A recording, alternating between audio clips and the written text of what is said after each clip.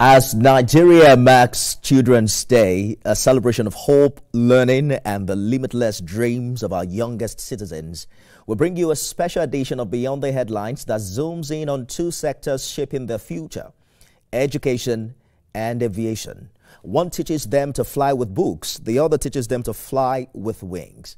From the chalkboard to the cockpit, from classrooms to control towers, tonight's conversation is all about charting a better path for the next generation. In the first half, we're joined by the man at the helm of Nigeria's education reform journey, from WAEC scores to student loans, JAMB controversies, to the revival of technical education. Is leading a ministry where every policy affects every child. Nigeria's Minister of Education, Dr. Tunji Alausa. And later on, we cruise into Nigeria's airspace, with the man piloting bold transformations in aviation, from landmark infrastructure upgrades to regional leadership. Fresh Office appointment as chairman of the Banjul Accord Group is proving that Nigeria's wings are ready to soar, but there are quite a number of challenges that we'll also hope to raise with him. The Minister of Aviation and Aerospace Development, Festus Keyamo. Together, we explore what it means to build a country where our children can dream and land safely.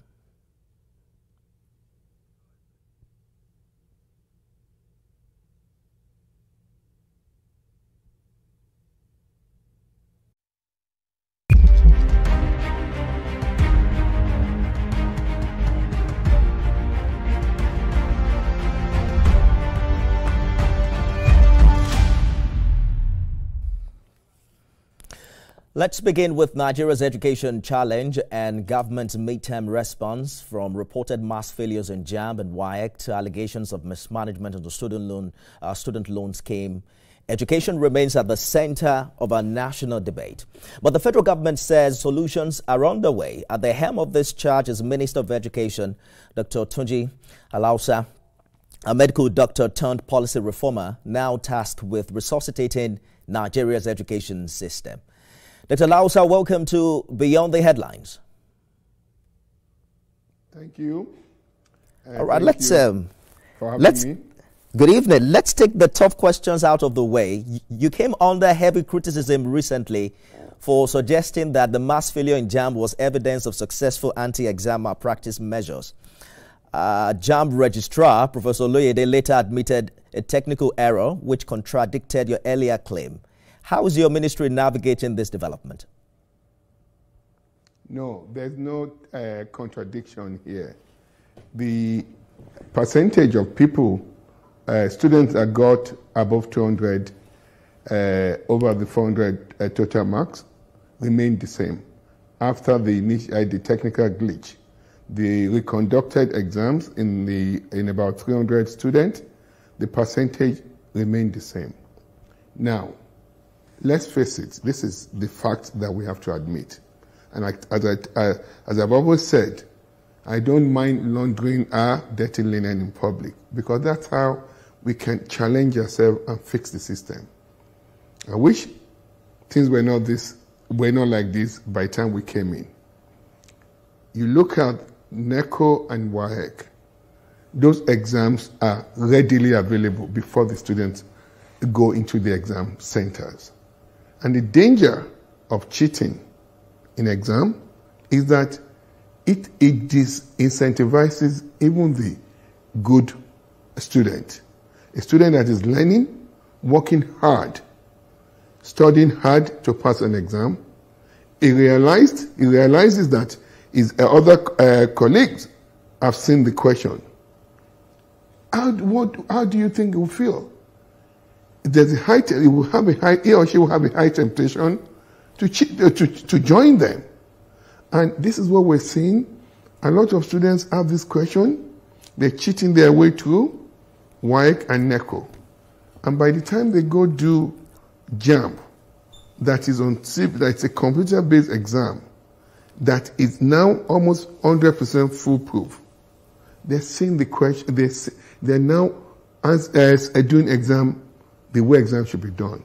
That's why they're failing. I'm not saying improving quality of education at a secondary school, it's not a component of this problem. But the larger cause of this problem is that students are cheating. And when they go to do JAM, they fail. And let me tell you something. During this glitch, there was a mother that called me and said, I trust my kids. They went to good school. They couldn't have failed this JAM. I got the registrar on the call. We did a conference call about 10 p.m. That was just a day before the registrar started doing his diagnostic of the results, and they found this problem. Guess what? Those same students went back to do the exam. Several of them scored over 300 because they studied. All right. If students studied, they will pass JAM. So I'm still committed to ensuring that WAEC, NECO will migrate to CBT. That is how we can stop this menace. I hear you, Dr. Alausa, and I understand your concern about cheating. But in this case, there are quite a number of situations of students who said, you know what, we prepared hard for this exam and we're surprised that we eventually failed. And the JAM registrar confirmed that indeed there was a technical glitch. We're also hearing now that a 10 billion naira lawsuit has been filed. We spoke with a lawyer on this show last week. How is your ministry responding to this legal action? Do you foresee compensation or redress for victims of JAM system failure? Let me tell you something. I'm not a legal expert, but let me tell you, this is logical and common sense. There's no alibi here. What are you filing a suit for? There was a glitch, which happens. Look at UK exam system. I'll tell you what happened last February in the exam that UK government conducts for doctors. There was a glitch. They found that some people that should have passed were reported as passing. The ones that failed were reported that they passed. They realized that they had some glitch. They came out publicly, redid the exam, they corrected their fault. There was simple glitch. And what happened, even before parents started shouting about this glitch, JAM had done their own internal control. They know, based on states, they know the states that are high performing and the states that are not performing well.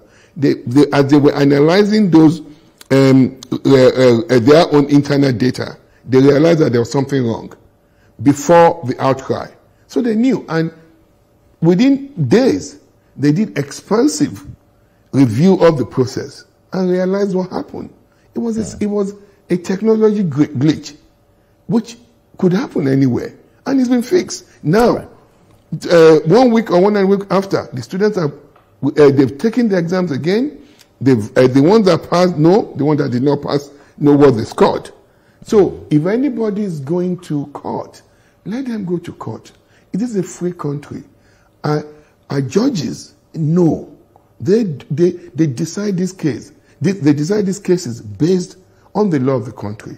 But let me tell you, it's just a small pocket of elements in our society. They don't want us to do the right thing. They are the largest, they are the biggest noisemaker. But they won't stop us.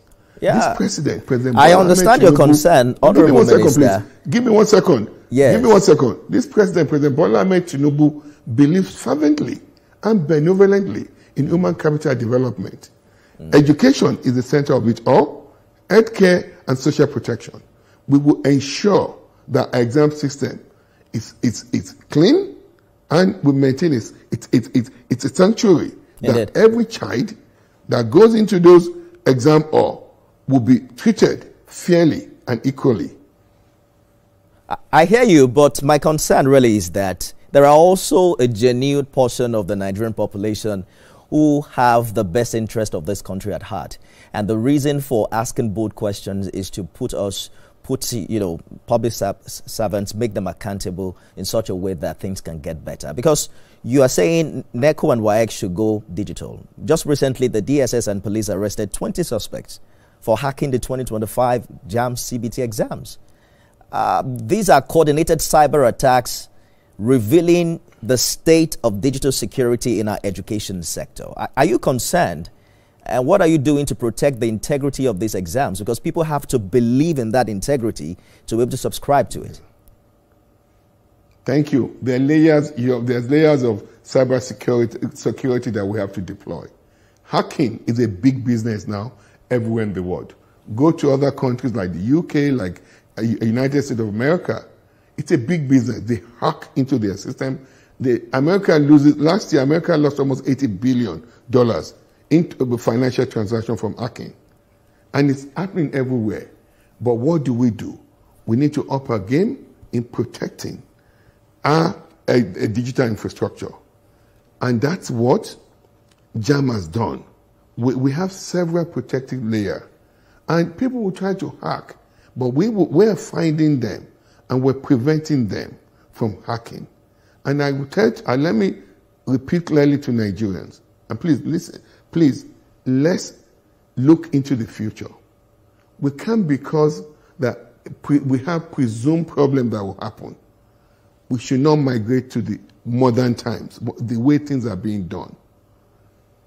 Pencil and paper as a way of doing exams it's a past thing. Those are things that should pass decades. We now have to move to the modern way of doing exams, and that's computer-based testing. All right. We're working to deploying every layer of cybersecurity to protect the integrity of these CBT exams. And that's what is happening. That's what is happening. I want us to be able to move on to other matters quickly, Honorable Minister. Okay. But if you can answer briefly, is there an independent panel investigating JAM system integrity beyond internal reviews? You know, they have multiple layers of internal control.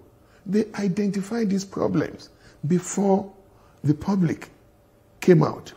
And that's why within a day or 2 days after the release of the result, JAM registrar called me.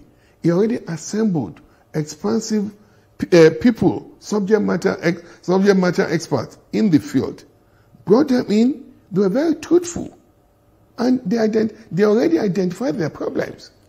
So that was why they came in, admitted, and fixed the problem quickly, within days. So I don't see anything unusual here. This is part of our life. We should expect problems like this. Similar problems will still happen, but is JAM prepared? Will we get JAM to be more prepared to address such issues? Yes. And as WAEC and NECO migrate to CBT as well, we will reinforce their system as well. And we've also broken down the silos that existed between all these three major exam bodies. They're collaborating now, talking together. We have a ministerial committee that myself and Minister of State for Education chair, that we're talking together. Just yesterday, we had a mid-time review of the WAEC exams. We found some problems, how those problems can be quickly mitigated. And our medium and long-term plan to prevent such problems from happening.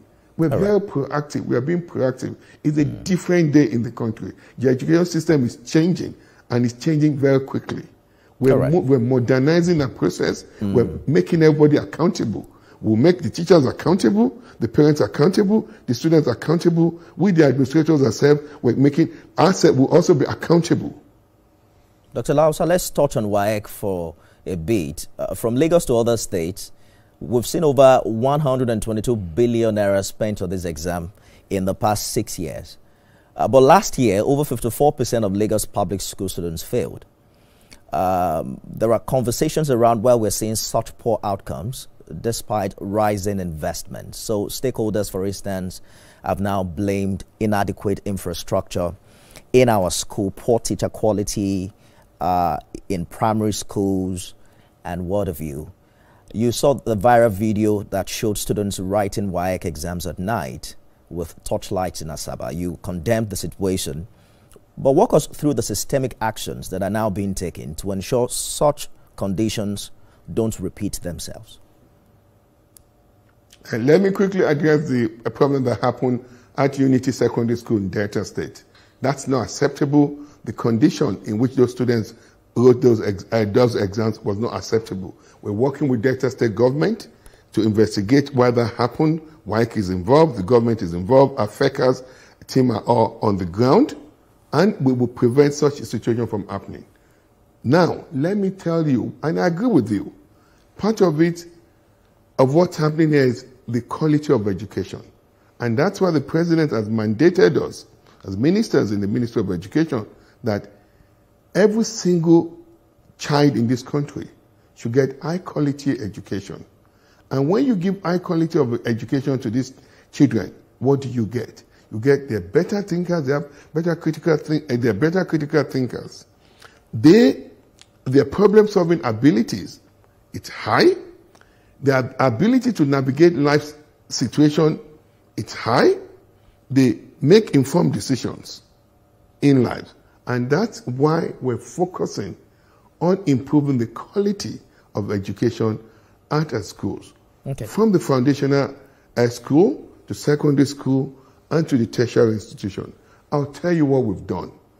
We're improving, we're rehabilitating and building new classrooms. With about 125,000 of those classrooms will be built or rehabilitated between now and 2027.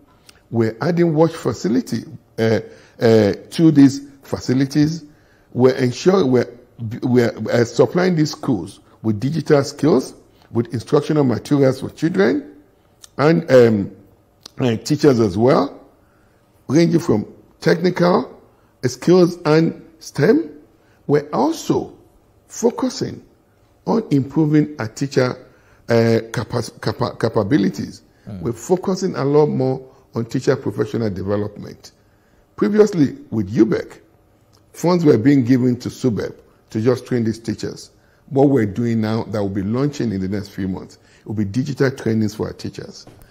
All the content are being developed now, and as we finalize the development of the content, these teachers will go on digitally. They will do their continuous professional development. At the end of it all, they will do a short exams. Once they pass, we will pay them for finishing those exams, for passing those exams. So we're incentivizing them to continue with their lifelong learning. We're also focusing on our curriculum. Today, curriculum cannot be static. It has to be versatile and dynamic. We've improved curriculum. We've updated the curriculum at the foundational level, the primary school and junior secondary school curriculum. The teacher professional development of that curriculum is being done as we speak. We will roll out that new curriculum this September. Now, we're also working on the curriculum, upgrading the curriculum for the senior secondary schools. And as we do this, we're also working on infusing AI into our learning, using AI to help our students in their lecture taking, in the way they read after, and also we're deploying AI to help our teachers in their in doing their lesson plans and the way they use curriculum. So we're attacking these problems in a multifaceted way. All right. With one single focus, improving the quality of education to every single Nigerian child. Absolutely. Via improving our teacher capabilities, and as well as the quality of education they give our children. As you are talking now, I just remembered that when I wrote my GC exam, it was somewhere in a village in Oyo State. And this was like maybe 25 years ago. I can't remember precisely. But I had a similar experience where we're writing the exam late at night using candles and what have you. And it's just, mind-blowing that such is still happening in 2025. So there are people who are saying, hope there will be sanctions for officials who supervise that exam, for instance. But let's move away from that, Dr. Alausa, because we have like 6 more minutes for this conversation. You have insisted that there is no fraud in the student loan scheme. And this is despite ICPC's ongoing investigation and claims that some 71 billion naira still remain unaccounted for. Clarify the current status of the funds and where the remaining monies are. Okay. I think with all due respect, the numbers you've just quoted, those numbers are not correct. There's no fraud in NEF Fund. NEF Fund is a legacy a program of President Bola Ahmed Tinubu. He campaigned heavily. While our president was campaigning, he said, I will institute a loan scheme for students. Within the first few months, the president made this happen. Today, NEF Fund is performing. Over 500,000 students are already benefiting from NEF Fund. They're being paid monthly stipend. Their fees, all their fees are being paid. This NEF Fund has been a phenomenal success. What we're now doing now is to migrate more people, more students, to get the benefit of President benevolence. His fervent belief in ensuring that every single Nigerian gets a high-quality education. This year alone, for 2025, Mr. President has given us almost over 200 billion for the NEF Fund, so that more students can benefit, more tertiary institutions can benefit from this fund. Now, let me explain to you again. There were some releases from ICPC. They came out and retracted that statement. Initial release from ICPC was that of the 100 billion that had been budgeted for NEF Fund, 70 billion was not accounted for. That is not true. And ICPC came out and retracted that story. It is not unusual for ICPC to investigate. They have to do their work. What happened in NEF Fund, basically, was after I met with MD of NEF Fund, with all the vice chancellors. We sat down, we reviewed everything. It was just nomenclature problem. Now, when student and timing of payment, NEF Fund will release money to the universities in an haphazard manner. Sometimes by the time the universities get those monies, students would have paid their fee. I admit that the universities are not telling the students early enough that they have their fees. Their fees have been paid by NEF Fund. They're not communicating to them. All right. And when those fees have been paid, universities are taking some charges away from those fees, which is part of what their usual and customary way of doing of running their operations. But they're not informing those students. That was the major cause of the discrepancy between the money that the students pay and when the universities are refunding them back. But then, what have we done? I set up a committee to quickly standardize the processes from NEF Fund end and the university's end. Right. They're going to be submitting their report in the next few days. We'll have standardized nomenclature of all the fees that each university should charge. They will let us know, they will let the student know their service charges as well. Also on the NEF Fund end, NEF Fund will have to pay proactively at a certain time of the year so that the universities can also plan. And once we start doing this, we will migrate completely. We'll eliminate completely the problems of students paying and having to get a refund. That will be a thing of the past. Indeed. By the time we implement the new guidelines, allow me to jump in quickly. Finalizing very soon. Yes, allow me to jump in quickly. I hope that while you do that, I want you to also bear in mind that some students have reported unauthorized deductions from disbursed funds, and they have blamed the delays on collusion between schools and banks. So I'm hoping that when you come out with that process, it will also, pay attention to that. But we're following very closely some of the reactions that let me quickly address that. You see, what they're calling unauthorized deduction, please, we have to be fair to the tertiary institutions as well. These are institutions that are manned with capable, patriotic Nigerians. I think it was just a communication problem.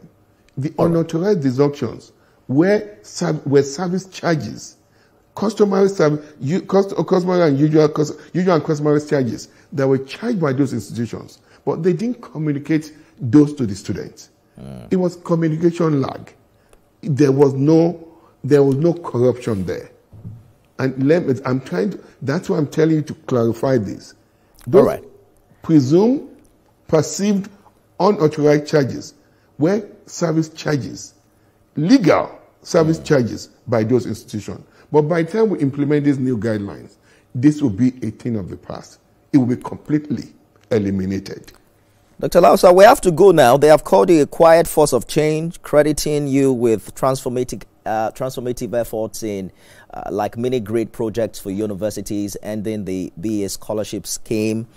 There are also conversations around access to UBEC fund to upgrade primary education. You recently launched a national anti-bullying policy.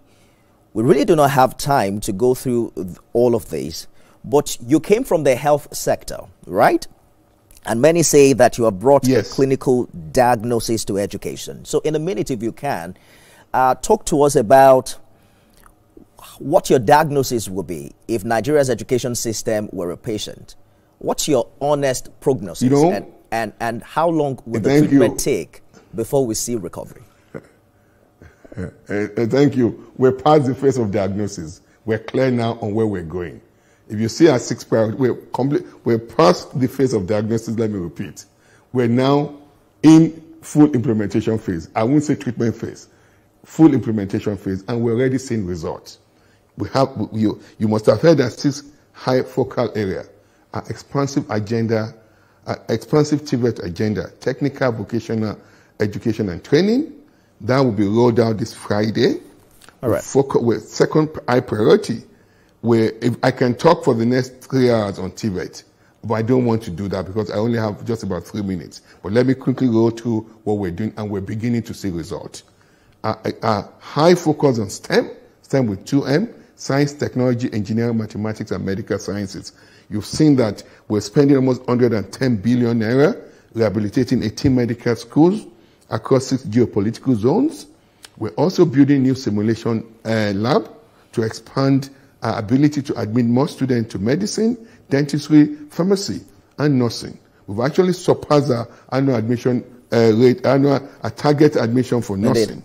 We also have a clear idea of how we need to tackle our out-of-school children. Honourable Minister. We now have, we're working with the Amajiri, go ahead, but we're beginning to even see reduction in the out-of-school children. Honourable Minister, you know what? Go ahead. You know that this show comes on air every day of the week, Mondays to Friday.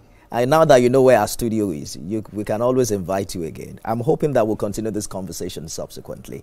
I will wish you all the best as we mark the 2nd-year anniversary of the Tinubu administration. Dr. Tunde Alausa, thank you so much for talking to us.